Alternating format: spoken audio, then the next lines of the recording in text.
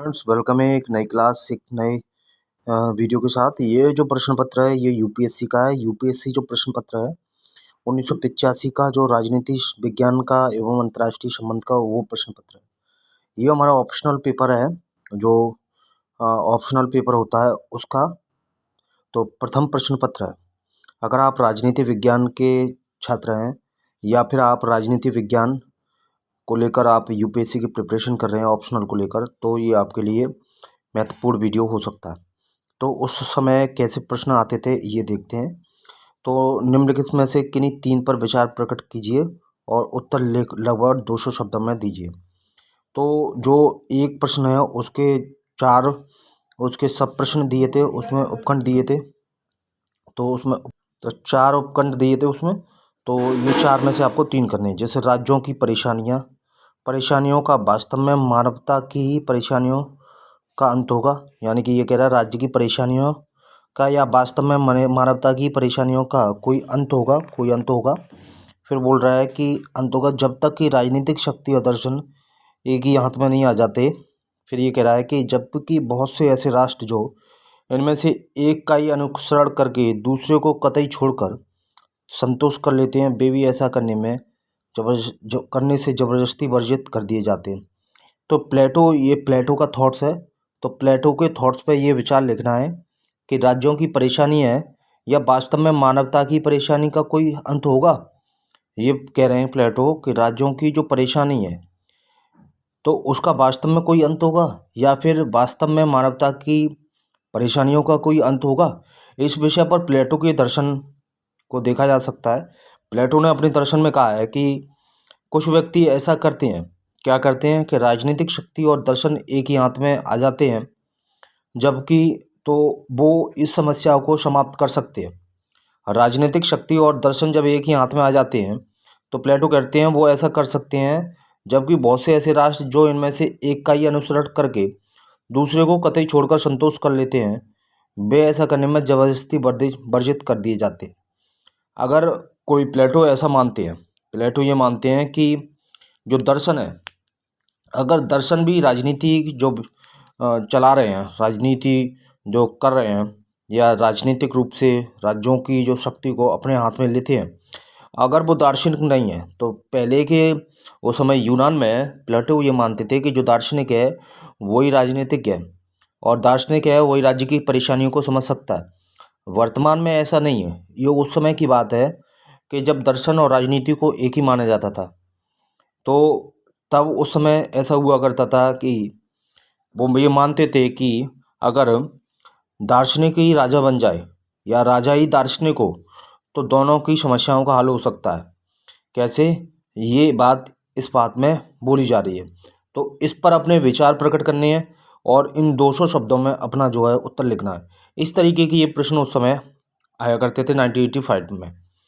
एक और प्रश्न दिया है कि मैंने एक ऐसा नया मार्ग खोलने का इरादा किया जिसका अभी किसी ने अनुकरण नहीं किया।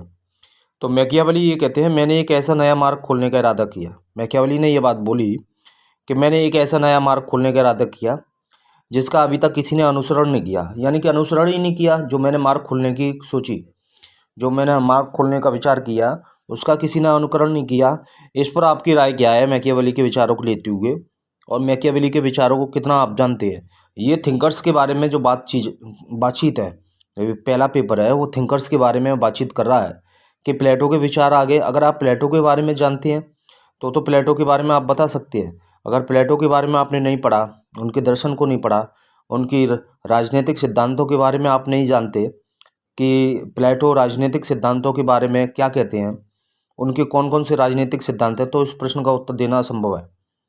ऐसे ही समान मैकियावेली के विचारों को यदि आपने नहीं पढ़ा, मैकियावेली के थॉट्स को आप नहीं जानते, मैकियावेली ने क्या राजनीतिक सिद्धांत दिए, उनकी किस प्रकार की सोच रही है, तो अभी ये सवाल का जवाब नहीं दिया जा सकता। तो कहने का अर्थ यह हुआ कि जो पहला प्रश्न पत्र है वो थिंकर्स के विषय में होता है। पॉलिटिकल साइंस में यूपीएससी में जो पहला प्रश्न पत्र होता है वो थिंकर्स के लिए होता है।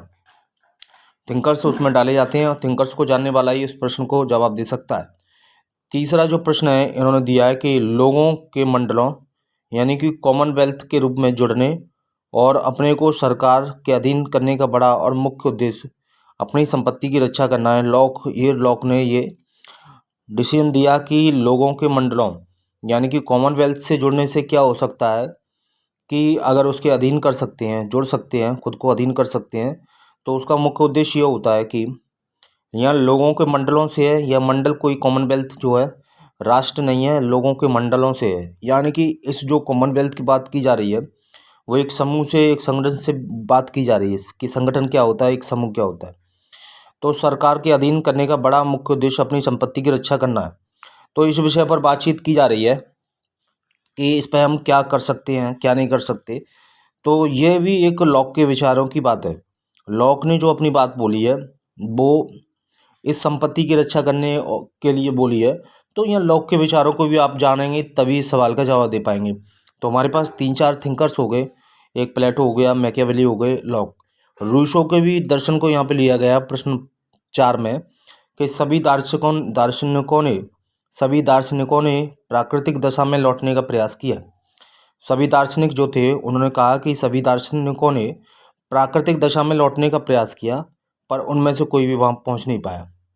तो रूसो इस बात को मानते हैं कि लोगों ने प्राकृतिक जो दशा है उसमें लौटने का प्रयत्न किया, पर ऐसा पॉसिबल नहीं हो पाया। तो रूसो ऐसा कहते हैं। तो ये पहला प्रश्न पत्र के पहले प्रश्न के 4 प्रश्न थे। उसमें आपको 200 शब्दों में हर एक का जवाब देना था। तो प्लेटो हो गए, मैकियावेली हो गए, लॉक हो गए, रूसो हो गए।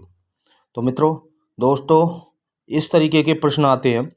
एक और प्रश्न देखें इसमें कि प्रश्न दूसरा क्या दे रहा है कि राजनीति के अध्ययन के विषय में साम्यवादी अधिगम की विशेषकर इधर के वर्षों में विश्व के रूप में राजनीति विज्ञान के संदर्भ में विवेचना कीजिए। तो ये कह रहे हैं राजनीति विज्ञान के अध्ययन के विषय में साम्यवादी अधिगम की व्याख्या करनी है, और साथ ही साथ विशेषकर इधर के वर्षों में मतलब जब साम्यवाद के बाद की जो कहानी होती है उसके बाद कि वर्षों में राजनीति में क्या बदलाव आए हैं, उसकी क्या भूमिका रही है, इसके बारे में साम्यवादी अधिगम के बारे में बताना है। प्रश्न नंबर 2। उसके बाद प्रश्न नंबर 3 दे रहा है कि उदारवाद के सिद्धांत की वर्तमान दशा विशेषकर स्वतंत्रता, प्रजातंत्र और न्याय की उसकी संकल्पनाओं के संदर्भ में समीक्षात्मक विश्लेषण कीजिए। तो ये उदारवाद के बारे में बात की जा रही है। तो इस तरीके से ये प्रश्न आते हैं। तो अभी इन प्रश्नों को समझने के लिए दोस्तों आपको विषय को पढ़ना पड़ेगा और सारे थिंकर्स को पढ़ना पड़ेगा। ये भी एक थिंकर्स है। ये कार्ल मार्क्स की थ्योरी के ऊपर प्रश्न आया है, साम्यवादी विचारधारा। तो ये कार्ल मार्क्स की थ्योरी को जानने के लिए उदारवाद भी एक थिंकर्स हैं। ये सारे जो सिद्धांत हैं प्रारंभ में, चाहे आज़ादी से पहले या फिर प्राचीन यूनान में जो थिंकर्स हुए हैं उनके विषय में ये बात की जा रही है। ऐसे ही अगर इधर भी देखें तो ये पेपर 1 ही चल रहा है अभी। तो इसमें अब माइकल्स हो गए, गांधी जी के भी विचार आए हैं। मेरे सपनों का राम राज्य और रंग दोनों के अधिकारों को समान रूप से सुनिश्चित करता है। तो गांधी जी के थॉट्स के विषय में भी इसमें जो बात की गई है 200 शब्दों में, माइकल्स हैं उनके भी, नेहरू जी हैं उनके भी, और गुन्नार मिडाल हैं उनके विषय में भी। तो ये पहला पेपर होता है वो थिंकर्स के बारे में होता है। डियर स्टूडेंट्स, जिसको थिंकर्स के बारे में नॉलेज हो गई पहले पेपर में वो निश्चित रूप से इसको पास कर लेगा। तो ये जो है इस पर मैं बात करूँगा। फिर आपको ये वीडियो कैसा लगा आप मुझे बताएं, अपनी राय दें। फिर मिलते हैं एक नई क्लास, नई वीडियो के साथ। नमस्कार, धन्यवाद।